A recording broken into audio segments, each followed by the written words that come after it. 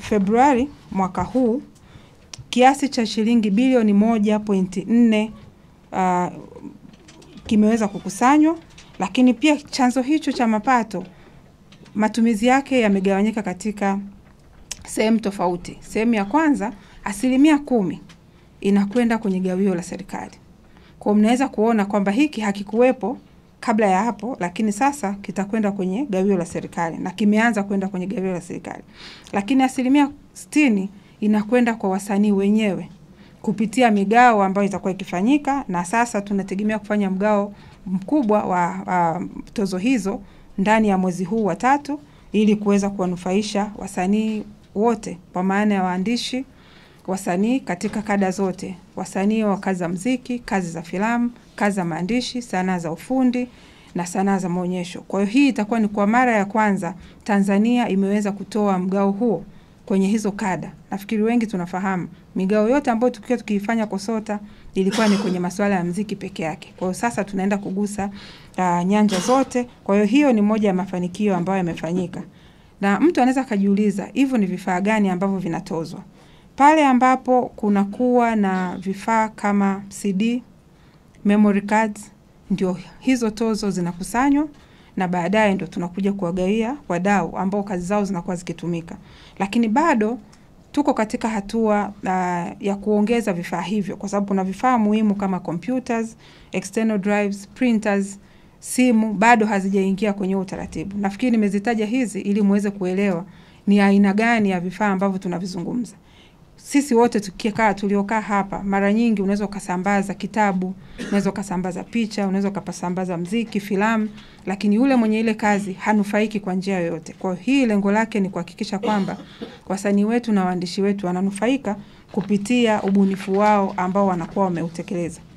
Lakini pia kupitia tozo hii, kama nilivyokwisha kusema, 10% inakwenda kwenye mfuko wa sanaa na utamaduni.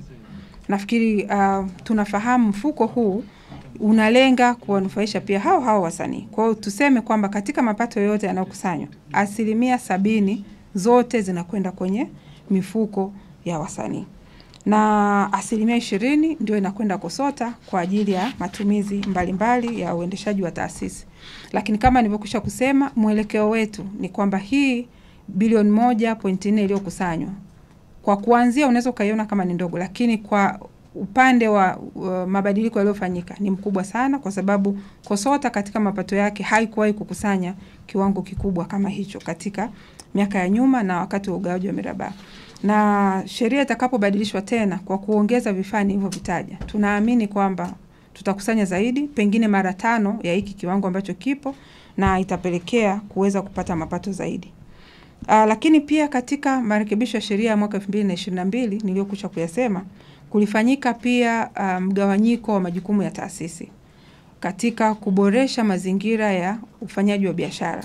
Na hili lilifanyika kupitia maoni ambayo yalikusanywa kwa wadau, kupitia mpango wa serikali wa kuboresha mazingira ya biashara, yani Mkumbi. Kwa hiyo kwa sasa tumeweza kurekebisha sheria hiyo, na hatimaye tumeanza kuwa na vyama vya wasanii wenyewe, makampuni ya wasanii wenyewe, kwa sababu wao walikuwa wanaamini na wanatamani kuwa na vyama vyao ambavyo watakusanya na kugawa wao wenyewe, alafu serikali iwe inawasimamia. Kwa kama nilivyokwisha kueleza mwanzo, kwa sasa majukumu hayo yalivyogawanywa, wao wana kazi ya kukusanya na kugawa miraba. Na ndani ya kipindi hiki cha miaka 4 taasisi ya Tanzania Music Rights Society, ambayo kwa kifupi inaitwa TAMRISO, ilipewa leseni na kuanza kazi rasmi kwenye makusanyo kwenye upande wa muziki. Kwa hiyo mgao wa miraba ambao utafanyika hivi karibuni utakuwa umegawanyika sehemu 2. Sehemu ya kwanza ni hii inayotokana na makampuni ambayo yamepewa leseni na KOSOTA, ambao watagawa kiasi cha shilingi milioni 256 ambao ndio wameikusanya hadi sasa. Lakini upande wa serikali kama nilivyokwisha kueleza, mgawanyiko wake ni bilioni 1.4. Katika kipindi hiki pia KOSOTA ilifanya mgao mara 2. Mwaka 2022 kulifanyika mgao wa miraba wa shilingi milioni 312,290, na ambapo wasanii 1123 walinufaika katika mgao huo kwa matumizi ya kazi 5924. kama nilivyoeleza mwanzo, hawa ni wasanii wa muziki tu ndio walinufaika mwaka 2022. Na mwaka 2023 tuligawa jumla shilingi milioni 396,947,743 na wasanii walionufaika ni wa muziki. Na naposema wasanii sio tu wasanii wale wanaoonekana mbele, lakini kuna watayarishaji yani watozi, lakini pia na wengineo walioko katika ule mnyororo wa ile kazi ya haki miliki. Kwa hiyo tuligawa kwa kazi 61,490. Kwa hiyo tuligawa kwa kazi 61,490.